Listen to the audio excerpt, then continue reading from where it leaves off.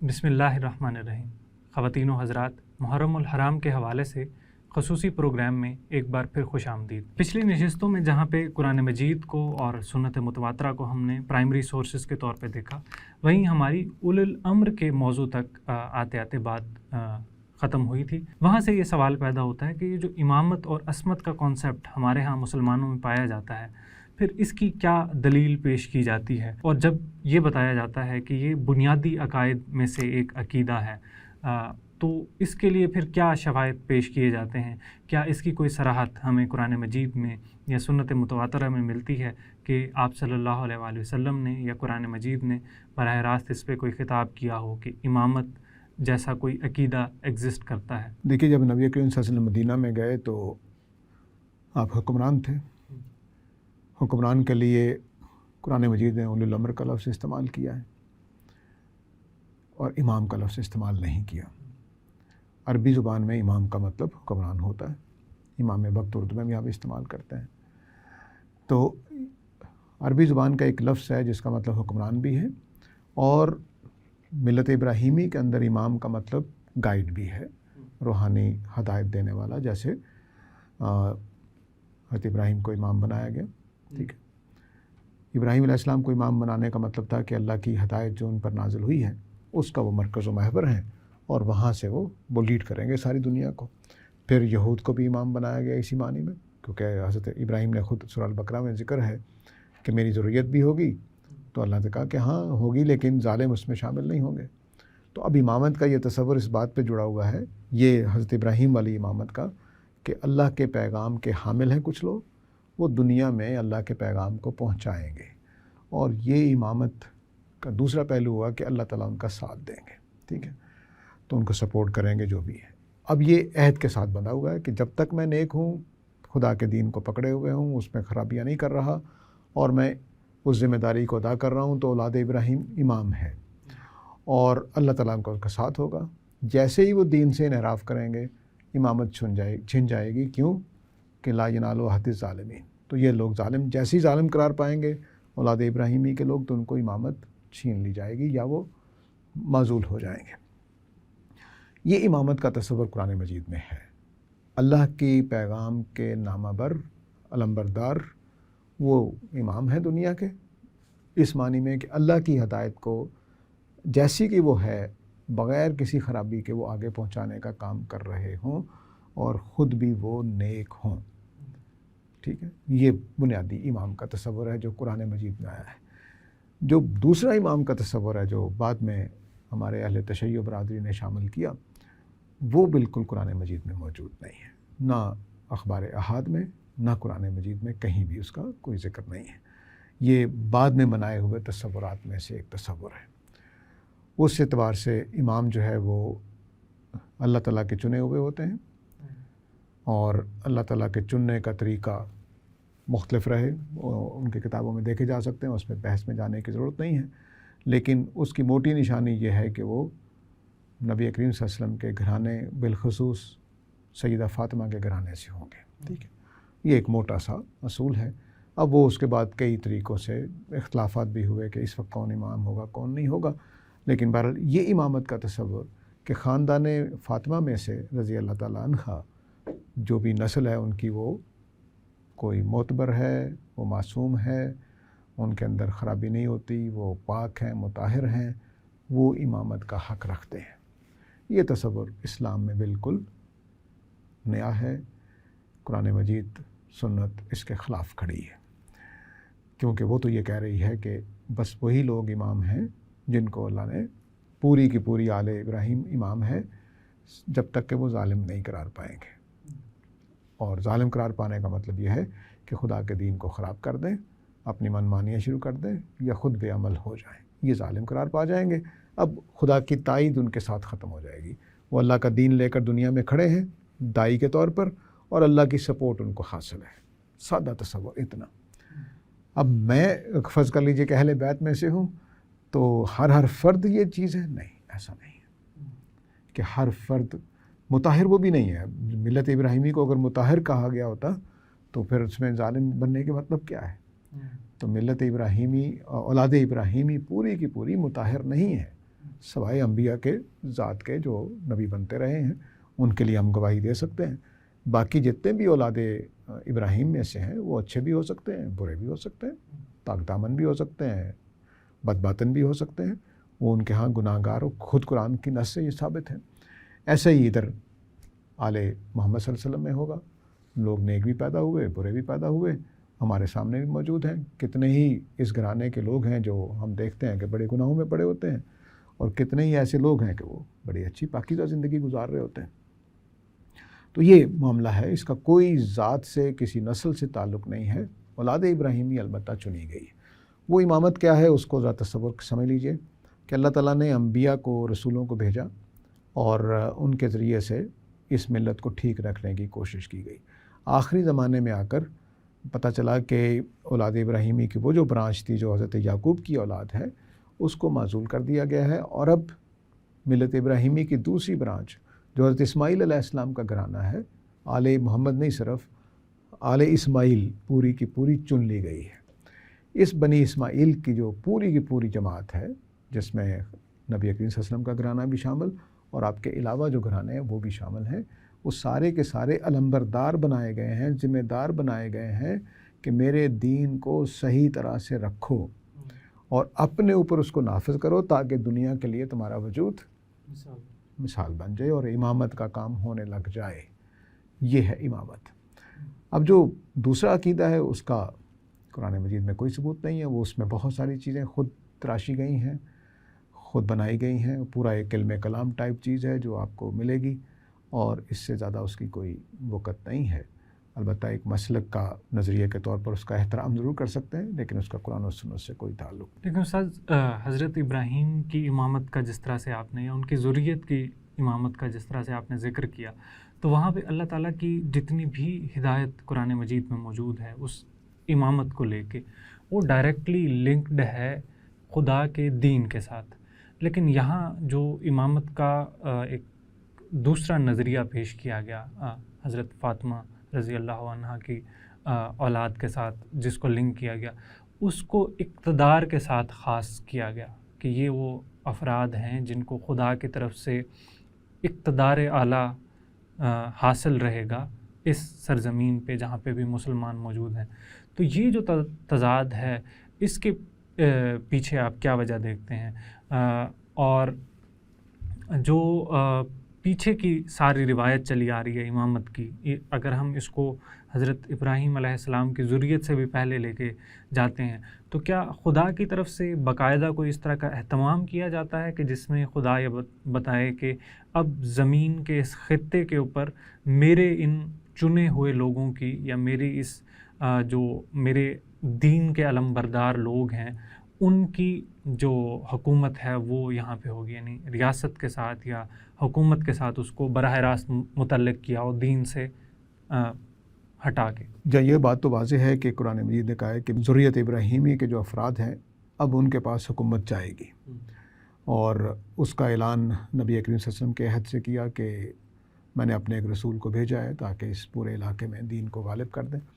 تو یہ تو ہوا، اور وہ معاملہ جو ہے وہ نبی کریم صلی اللہ علیہ وسلم کے ذریعے سے چنیدہ جو ذریت ہے اس کو اقتدار مل گیا. لیکن یہ علاقہ پہلے ہی عربوں کے پاس تھا، بنی اسماعیل قریش کی حکومت تھی یہاں پر. تو سیاسی طور پر وہاں کچھ نہیں کیا گیا. سیاسی طور پر جن کے پاس پہلے حکومت تھی انہی کے پاس رہی ہے، صرف افراد کے نام بدل گئے. تو جیسے کسی پارٹی کے مثلا مسلم لیگ نون کے لوگ آج کوئی اور حکمران ہے، کل کوئی اور تھے، تو رہی مسلم لیگ کے پاس حکومت. تو ایسے ہی قریش کے پاس حکومت تھی اور قریش کے پاس ہی رہی آپ کے بعد بھی، کوئی بڑی تبدیلی نہیں آئی. اصل تبدیلی کیا تھی؟ وہ پیچھے ہدایت تھی ساری، کہ اس امام نسل کو دوبارہ نئے سرے سے ہدایت دی جائے تاکہ وہ اس ظالمی والے دائرے سے نکل کر محسنین کے دائرے میں آ جائیں. ٹھیک ہے، تو اس دائرے میں لانے کے لیے ان کو بنایا گیا. اب یہ کہ حکومت جو ہے وہ امامت ہوتی ہے، نہیں، وہ اس کا ایک چھوٹا سا جزو ہے، حقیر سا جزو ہے.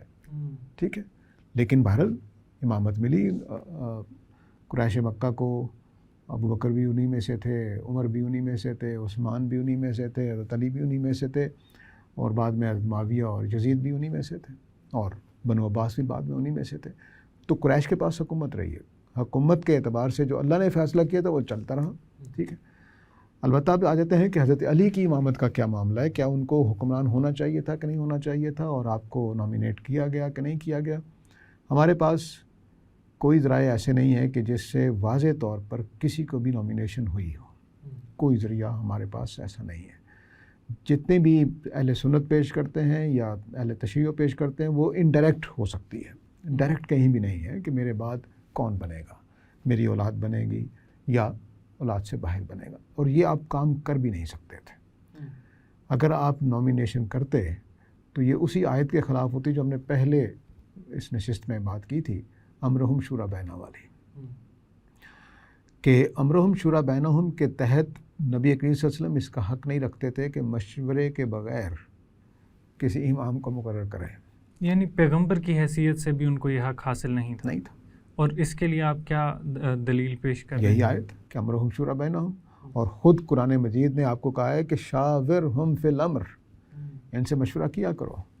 کن کی بات ہو رہی ہے؟ منافقین کی، کہ ایک تو اچھے صحابہ تھے، منافقین جو فتنے پیدا کر دیتے، تو آپ کو کہا گیا کہ نہیں ان سے مشورہ کرتے رہیں، اور جب تم فیصلہ کر لو فتوکل علی اللہ، یعنی برے لوگوں کے مشورے سے بھی اور اچھے لوگوں کے مشورے سے بھی، اور آپ بھی بیچ میں موجود ہیں پیغمبر کی حیثیت سے، تو جو مل کر فیصلہ کر لیں گے اس کے بعد پھر اللہ پہ بھروسہ کیا کریں۔ تو نبی کریم صلی اللہ علیہ وسلم کو یہ اجازت نہیں تھی، سادہ الفاظ میں یوں کہیے کہ وہ اس دائرے میں کوئی مشورہ دے کر بھی جاتے۔ لازمی تھا کہ قرآن کی اس آیت کے تحت مشورے پر امت کو چھوڑ جاتے ہیں۔ یہ تو آپ کر سکتے تھے کہ مشورہ کی مجلس قائم کرتے کہ اب کس کو میرے بعد کس کو بنانا ہے، لیکن یہ پھر بھی ہونا تھا کہ نامینیشن ٹائپ کام ہو جانا تھا، کیونکہ آپ کے پسندیدہ لوگوں ہی کو آگے آنا تھا، فطری سی بات ہے۔ تو رسول اپنے عدل کے پسند کرنے کی وجہ سے، بہت نپے تلے عدل پہ رہنے کی وجہ سے انہوں نے یہ کام نہیں کیا۔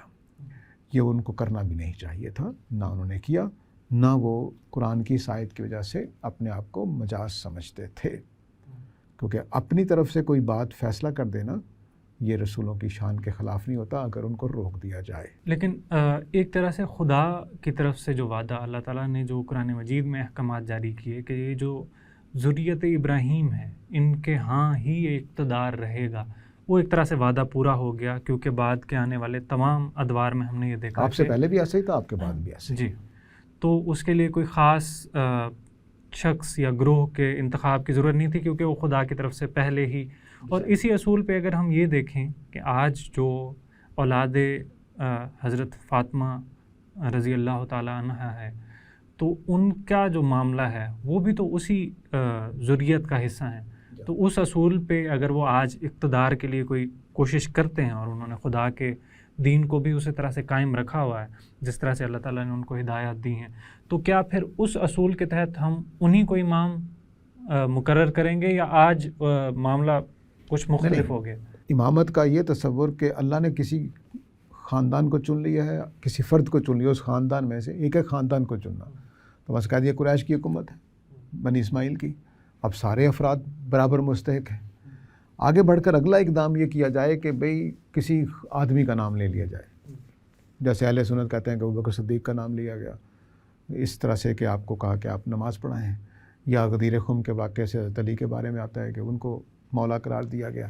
تو یہ اب مولا قرار دینا یا امام نماز کا قرار دینا، یہ دونوں باتیں اگر فرض کر لیجئے کہ نامینیشن کر رہی ہیں تو میں بتا رہا ہوں کہ قرآن کے پھر خلاف ہو جائے گا۔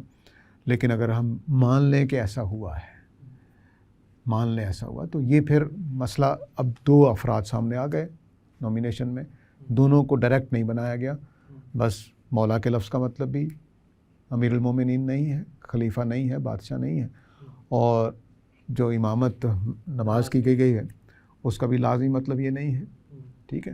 یعنی ایک امام اپنے کسی معتمد آدمی کو نماز پڑھانے بھیج دے تو اس کا مطلب یہ تھوڑا ہی ہے کہ میرا جانشین ہے، دونوں لازمی طور پر نہیں نکلتے۔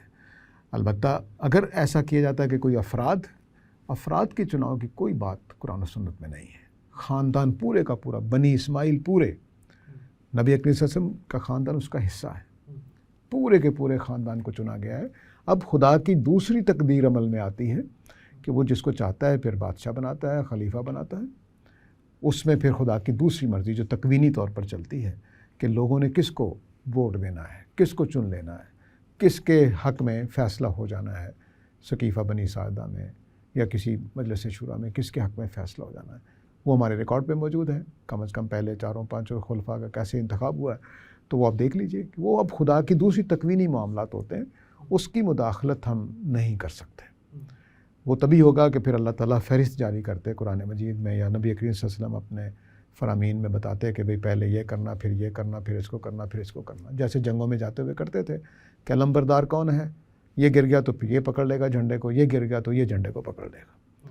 آپ نے ایسا نہیں کیا. اگر ہم عوامی اعتبار سے دیکھیں، یعنی عوام کے ہاں ایک رجحان اگر آپ یہ دیکھتے ہیں کہ وہ غلط افراد کا انتخاب کر رہے ہیں، یا ان کے ہاں جب ووٹنگ کا مرحلہ شروع ہوتا ہے تو ہر بار ان کا انتخاب کچھ ایسے افراد پہ ہوتا ہے جو دیانت دار نہیں ہیں یا اس کرائٹیریا پہ پورے نہیں اترتے جو دین کہتا ہے کہ حکمران میں یہ صفات ہونی چاہیے، اور جو ڈیموکریٹک سسٹم اب ایٹ لیسٹ وجود میں آ گیا ہوا ہے، اس کے تحت ان صلاحیتوں کے افراد سامنے نہیں آتے، تو پھر کیا ہم اس رائے کے اوپر کوئی پابندی لگا سکتے ہیں کہ ایک عام فرد کا، کیونکہ انتخاب کا جو طریقہ ہے یا جو وہ جن افراد کا انتخاب کر رہا ہے وہ صالح افراد نہیں ہیں، تو پھر اس میں اللہ تعالیٰ کی طرف سے کیا ہدایت ہے کہ پھر جو اقتدار کے لیے افراد چننے کا معاملہ ہے وہ کس طرح سے ہوگا؟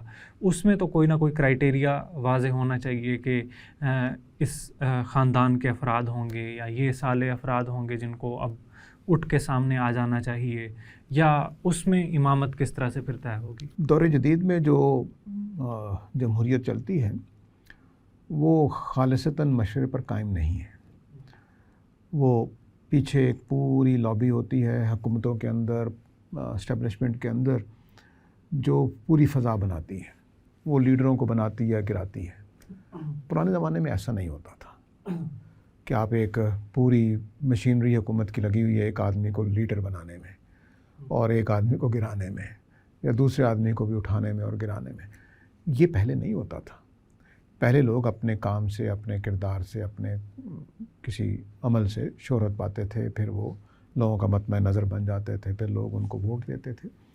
یہ تصور جو ہے، مثلا ابوبکر صدیق سقیفہ بنی ساعدہ میں جب چنے گئے ہیں تو کس بنیاد پہ چنے گئے ہیں؟ کوئی فضا بنائی گئی تھی؟ نہیں. ان کو پتہ ہے کہ بھئی سب سے پہلے آدمی یہی ہیں، مخلص آدمی ہیں، سمجھدار ہیں، دیانتدار ہیں، بس بنا دیتے. ٹھیک ہے. تو یہ وہ چیز ہوتی تھی پرانے زمانے. یہ مشورہ صحیح مشورہ ہوتا تھا. اس وقت تو مجھے سپوائل کیا جاتا ہے کہ دیکھو یہ آدمی ہے جس کو تم نے ووٹ دینا ہے، اور پھر الیکشن کے دنوں میں مہم بھی اسی طرح سے چلتی ہے کہ وہ ذہن سازی کی جاتی ہے. ایک آدمی آتا ہے، تقریریں کرتا ہے، میں یہ کر دوں گا، وہ کر دوں گا، بعد میں تو نہیں کرتا وہ. تو الیکشن کی مہم اور پیچھے اسٹیبلشمنٹ کا یا ملک کی جو بھی مشینری ہے وہ کچھ لوگوں کو اٹھا رہی ہوتی ہے، کچھ کو گرا رہی ہوتی ہے. اب جو ہمارا سوشل میڈیا وہ یہی کام کرتا ہے. یعنی صحافیوں کی لابیز ہیں جو ایک گروپ کو اٹھا رہی ہوتی ہیں، دوسرے گروپ کو گرا رہی ہوتی ہیں، ان کو پیسے بھی دیے جا رہے ہوتے ہیں، بعض اوقات آزاد بھی ہوتے ہیں. تو یہ سارا کچھ جو ہے یہ مشورہ سازی ہے، نہ کہ مشورہ لینا. تو آپ مشورہ سازی جب کرتے ہیں تو یہ جمہوریت نہیں ہے، یہ امرهم شورى بینہم نہیں ہے. تو اصل میں اس پورے نظام میں یہ خرابی ہے جو آج کل چل رہا ہے کہ ہم مشورہ تیار کراتے ہیں، ٹھیک ہے، لابنگ کرتے ہیں، یا پوری ایک قوم کو اپنے اصولوں پر چھوڑ دینا چاہیے تب وہ مشورہ کریں. ہاں البتہ یہ آپ کر سکتے ہیں کہ دوسرا جو پہلو آپ کے سوال کا کہ قوم کی تربیت کی جائے، ان کو شعور بیدار کیا جائے تاکہ وہ اچھے لوگوں کو چنیں اور اس ٹرانس میں نہ آئیں جو میڈیا یا اسٹیبلشمنٹ بنا رہی ہوتی ہے. لیکن سادہ لوگ آدمی پھنس جاتے ہیں. ہم بھی لمبی عمر تک جو فضا بنائی جاتی تھی، مثلا نوائے وقت اخبار ایک زمانے میں کہلاتا تھا کہ یہ بادشاہ کا اخبار ہے، جس کے حق میں وہ مہم چلاتا تھا وہ بن جاتا تھا، کامیاب ہو جاتا تھا. تو ایسے ہی آج کل اور اخباروں نے جگہ لے لی ہے یا بس ٹی وی چینلز نے وہ جگہ لے لی ہے. تو یہ وہ جمہوریت نہیں ہے، یہ امرهم شورى بینہم. یہاں مشورہ سازی ہوتی ہے، مشورہ لینے کا عمل نہیں ہوتا. بہت شکریہ استاذ. انشاءاللہ آئندہ جو نشستیں ہوں گی اس میں ہم مختلف تاریخی واقعات کو آپ کے سامنے رکھیں گے اور اس کے اوپر جو تنقیح کا معاملہ ہوگا وہ ہم کریں گے. تب تک کے لیے اجازت دیجیے. السلام علیکم.